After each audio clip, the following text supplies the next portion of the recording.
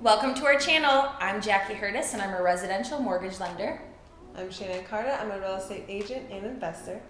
And I'm Sasha Qualkenbush, a real estate attorney. And we're the Property Queens.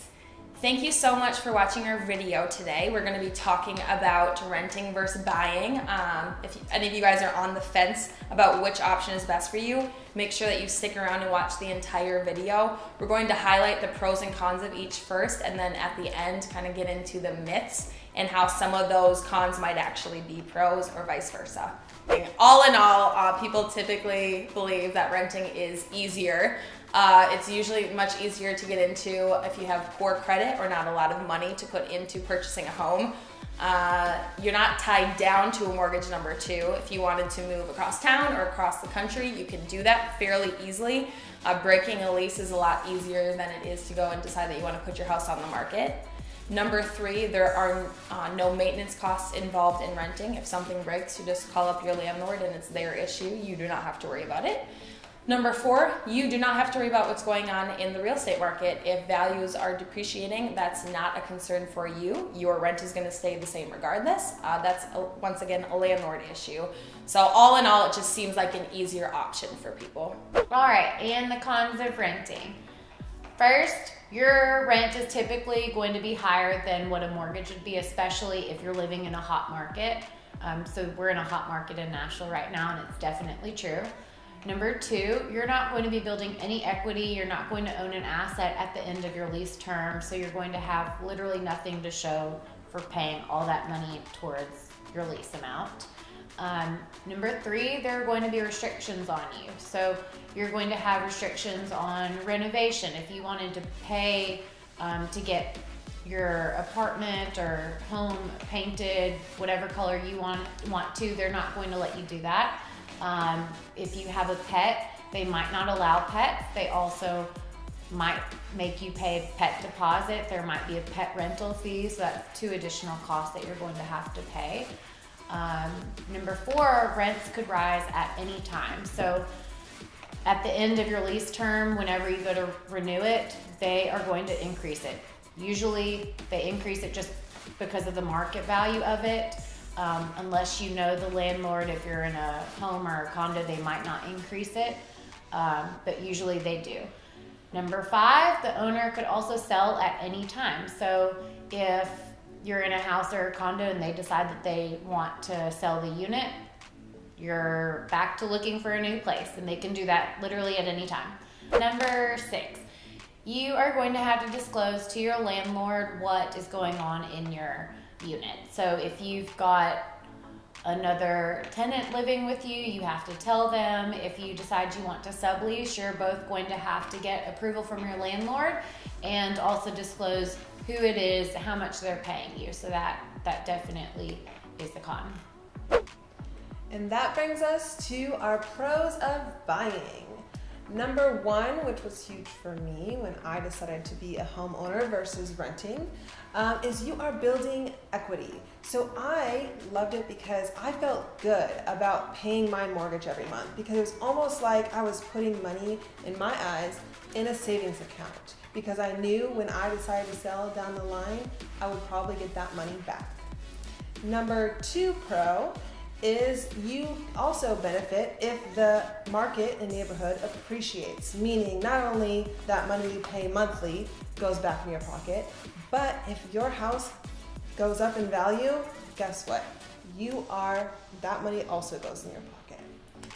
Number three pro is you have creative control on whatever you decide to do with the home, renovation wise. If you want to paint the walls pink or purple or whatever you decide to do, it may hurt you when you try to resell it, but we can go over that in another video.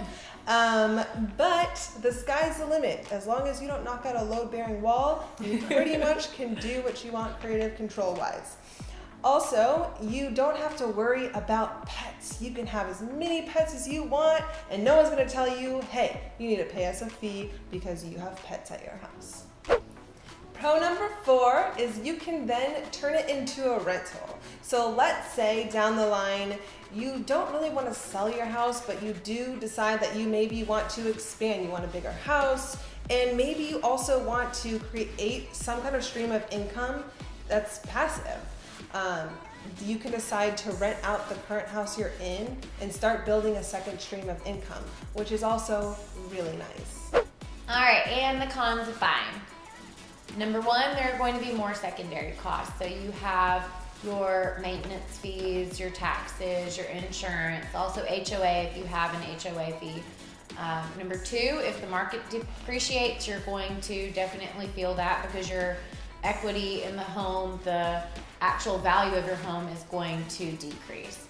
Number 3, you have to qualify. So you have to qualify with your income, your credit, the money that you put down. Those are all things that you have to really think about, and you have to have your ducks in a row in order to purchase a house.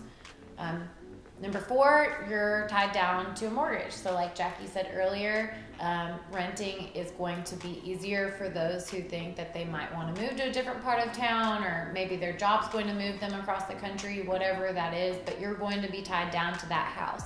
You can move, you can sell the home, you can rent the home, but again, you're going to have to find someone to rent it. You're going to have to list it on the market. So it's just one extra step that you have to take. However, Sasha, buying a home isn't as scary as y'all might think. A lot of these cons, as she discussed, are actually myths. There are a lot of ways to buy and sell in a short amount of time without losing money and being stuck.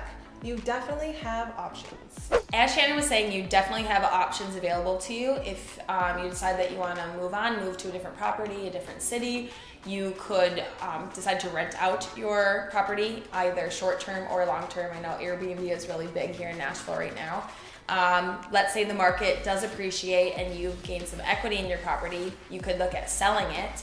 I know a lot of people do say that if you don't plan on staying in the property for at least 3 years, it doesn't make sense to purchase, and that's just not the case. Like we talked about, rent it out, or best case scenario, you have equity and you can sell and make money within that first year. The flip side of that is you do decide to rent, you know you're losing money on that and that option. So it's guaranteed to lose money, where if you buy, you could rent it out, or hold on to it if the market does take a dip. Hold on to it for a couple of years and see where you're at then.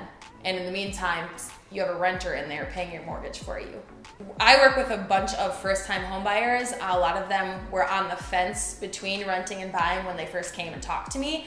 I think one of the big factors, if you guys watched the video from last week, is the down payment. People think that you need this huge chunk of money down in order to purchase, so they end up renting year after year. And that's just not the case. I have somebody closing this week who's literally going to the closing table with 0 cash out of pocket. So you could take that security deposit and that first month's rent and go buy a house instead of paying someone else's mortgage and renting from them. Credit is another one. I think people think that because they have poor credit or blemishes on their credit history that they can't purchase, and that's also not the case. There are plenty of options available to people with poor credit. We also have a program that allows us to work on getting your scores up. So I would definitely recommend that if you guys are on the fence, talk to us and see what your options are before you decide for yourself that renting is your only option. All right, and that wraps up our video for today, renting versus buying. Thank you for watching, everyone. Make sure you subscribe down below. Also, if you click the little arrow, it will expand and show you all of our contact information if you would like to do business with us. Make sure to like, comment, subscribe. Thank you for watching. Thank you. Bye.